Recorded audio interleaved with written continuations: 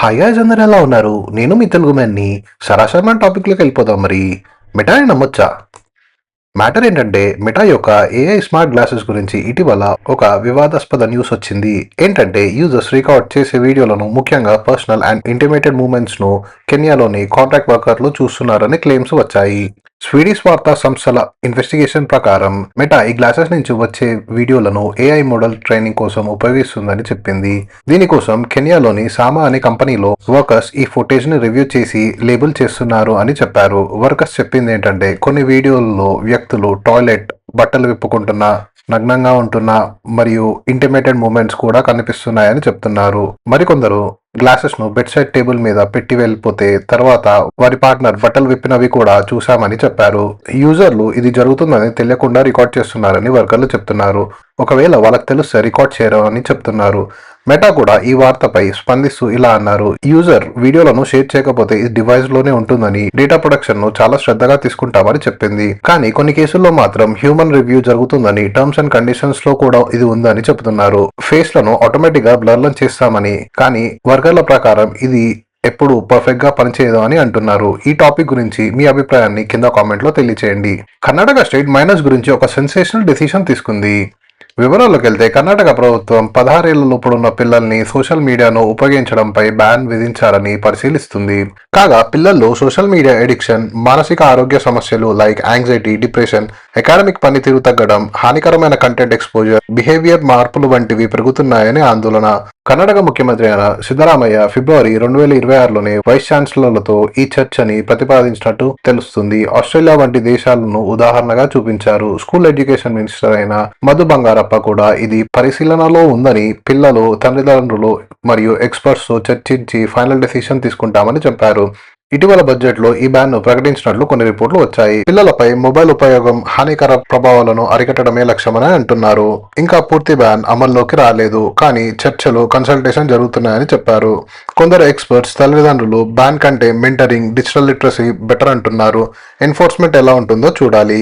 తాజాగా వచ్చిన వార్త ప్రకారం 13 ఏళ్ల లోపల ఉన్న పిల్లలకు సోషల్ మీడియా బ్యాన్ చేస్తామని ఏపీ సీఎం చంద్రబాబు నాయుడు అసెంబ్లీలో ప్రకటించారు. మంత్రి లోకేష్ ప్రతిపాదించిన ఈ అంశాన్ని 90 రోజుల్లోనే అమలు చేసేలా ఖరారు చేయమన్నారు. 16 ఏళ్ల వరకు అనేది కూడా చర్చిస్తున్నాం అని అన్నారు.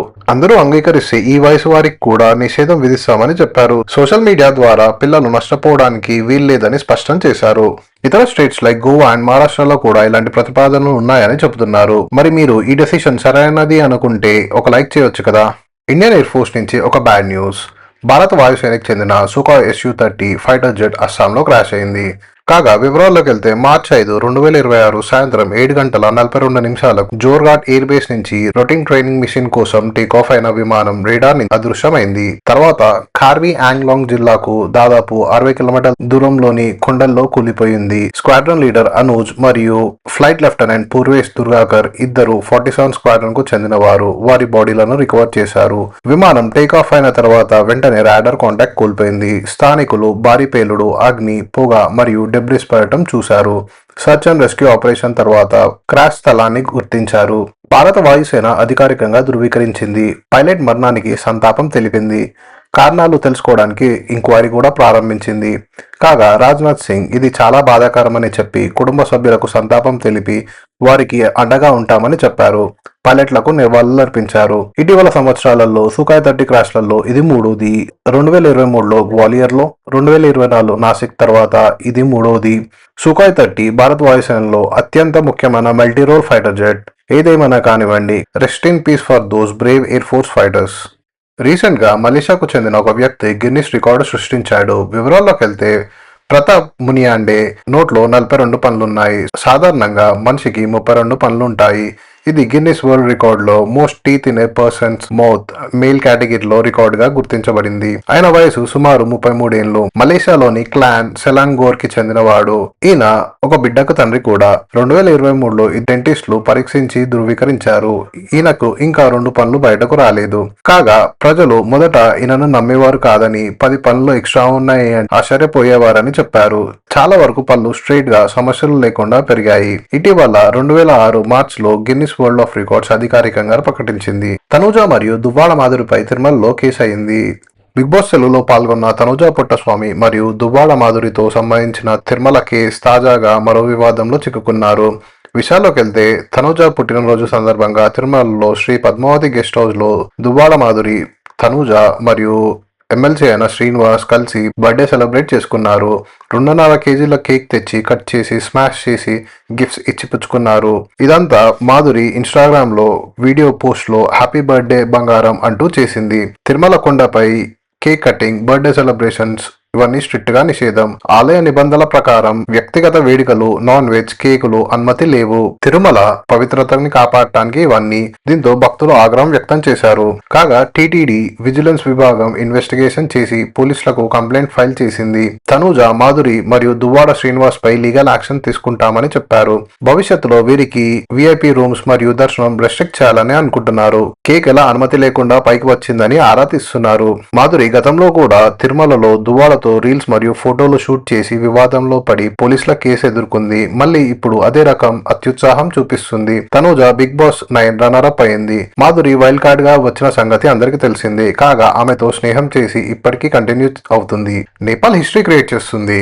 కాగా విషయాల్లోకి వెళ్తే బలెన్ షా గతంలో ర్యాపర్. తను చేసిన ర్యాప్ సాంగ్స్ లో ఇన్ఈక్వాలిటీ పై క్రిటిసైజ్ చేస్తూ పాడారు. 2022 కాఠ్మండు మేయర్ గా ఇండిపెండెంట్ గా గెలిచారు. Waste management, public services reforms చేశారు. కాగా ఈ రోజు జరిగిన పార్లమెంట్ జనరల్ ఎలక్షన్స్ లో ఓట్ల లెక్కింపు జరుగుతుంది. బలెన్ షా నేతృత్వంలో రాష్ట్రీయ స్వాతంత్ర పార్టీ ఆర్ఎస్పీ భారీ ఆధిక్యంలో ఉంది. దాదాపు 90 నుంచి 99 స్థానాల్లో లీడ్ చేస్తుంది. కొన్ని రిపోర్ట్ల ప్రకారం 94 సీట్లు ఖచ్చితమని చెప్తున్నారు. కాగా బలెన్ షా స్వయంగా జాఫా 5వ నియోజకవర్గం నుంచి పోటీ చేసి మాజీ ప్రధాని కేపీ శర్మ ఓలీపై భారీ ఆధిక్యం సాధించారు. ఇది 2005 సెప్టెంబర్ లో జరిగిన జెన్జీ లీడ్ యూత్ ప్రొటెస్ట్, అంటే యాంటీ కరప్షన్, ఉద్యోగాలు మరియు అన్ఈక్వాలిటీపై జరిగిన ప్రొటెస్ట్ల తర్వాత జరుగుతున్న మొదటి ఎలక్షన్లు ఇవి. ఈ ప్రొటెస్ట్ లో 99 మంది మరణించారు. ఓలీ ప్రభుత్వం కుప్పకూలిపోయింది. ఇప్పుడు బలెన్ షా నేపాల్ తదుపరి ప్రధానిగా మారే అవకాశం ఉందని బలంగా అంటున్నారు. ఇది నేపాల్ రాజకీయాల్లో పెద్ద మార్పు. రిజల్ట్స్ ఇంకా ఫైనల్ కాలేదు, కానీ ట్రెండ్స్ ఆర్ఎస్పీకు అనుకూలంగా ఉన్నాయని చెబుతున్నారు. మరి మీరు కూడా నాకు సబ్స్క్రైబ్ చేసి హిస్టరీ క్రియేట్ చేయొచ్చు కదా. మరి మనం క్రికెటింగ్ న్యూస్ లోకి వెళ్ళిపోదాం. నిన్న జరిగిన India versus England match ICC men's T20 world cup 2026 రెండో సెమీఫైనల్స్ లో అదిరిపోయే థ్రిల్లర్ మ్యాచ్ అని చెప్పాలి. ముంబైలో జరిగిన ఈ మ్యాచ్ ఇండియా 7 రన్లతో గెలిచి ఫైనల్ కు అడుగుపెట్టింది. ఇది డిఫెండింగ్ ఛాంపియన్స్ ఇండియాకు వరుసగా రెండో ఫైనల్. ముందుగా టాస్ గెలిచిన ఇంగ్లాండ్ బౌలింగ్ ఎంచుకుంది. ఇండియన్ ఓపెనర్ అయిన అభిషేక్ శర్మను పవిలియన్ కు పంపగా ఇషాన్ కిషన్ మరియు సంజు శాంసన్ 97 రన్ల భారీ పార్ట్నర్షిప్ చేశారు. తర్వాత శివం దుబేరాల్ పై 3, హార్దిక్ పాండ్యా ఫినిషింగ్ లో ఫైర్ చూపించాడు. కాగా ఇండియా 253 భారీ స్కోర్ ని కొట్టింది. ఇది T20 ప్రపంచ కప్ సెమీఫైనల్లో ఎవరు చేయని రికార్డ్ స్కోర్. తర్వాత ఛేదింపు దిగిన ఇంగ్లాండ్ బ్యాటర్లు భయంకరంగా ఆడారు. మెయిన్ గా జేకబ్ బేథెల్ సెంచరీ కొట్టి అదిరిపోయే ఇన్నింగ్స్ ఆడాడు. అతను ఒక్కడే ఇంగ్లాండ్ ను గెలిపించేస్తాడేమో అని అనిపించింది. విల్ జాక్స్ 35 పరుగులతో కూడా మంచి సపోర్ట్ ఇచ్చాడు. చివరిలో ఇంగ్లాండ్ 45 ఫర్ 18 బాల్స్ లో ఉన్న టైంలో హార్ట్ బీట్ ముమ్మరం అయింది. కాగా మన బూమ్రా, హార్దిక్ పాండ్యా మ్యాజిక్ చేశారు. బూమ్రా యార్కర్ ఆఫ్టర్ యార్కర్ మరియు స్లోవర్ బాల్లతో ప్రెజర్ పెట్టాడు. దీంతో బేతల్ హార్దిక్ పాండ్యా ద్వారా రన్అట్ అయ్యాడు. ఇది టర్నింగ్ పాయింట్ అని చెప్పుకోవాలి. చివరి ఓవర్లో జాఫ్రా ఆర్చర్ 3 సిక్సర్లు కొట్టాడు, కానీ ఇది చాలా లేట్ అయిపోయింది. కాగా ఇంగ్లాండ్ 246 ఫర్ 7 వికెట్స్ పడి ఇండియా 7 రన్ల తేడాతో గెలిచింది. దీంతో టోటల్ రన్స్ 40 ఓవర్స్ లో 499 భారీ స్కోర్ ని కొట్టడం విశేషం. సంజు శాంసన్ కు ప్లేయర్ ఆఫ్ ది మ్యాచ్ ఇచ్చారు. ఇప్పుడు ఇండియా ఫైనల్లో న్యూజిలాండ్ తో అహ్మదాబాద్ లో తలపడనుంది. ఈ మ్యాచ్ లో ఎవరు విన్ అవుతారు అనుకుంటున్నారు కింద కామెంట్ చేయండి. సరిగా ఈ వీడియోకి ఇంతే. మరి లైక్ చేయండి, సబ్స్క్రైబ్ చేయండి. నాకేమైనా సజెషన్స్ ఇవ్వాలనుకుంటున్నారా? కామెంట్ చేయడం మాత్రం మర్చిపోకండి. రేపు కలుద్దాం మరి. బాయ్.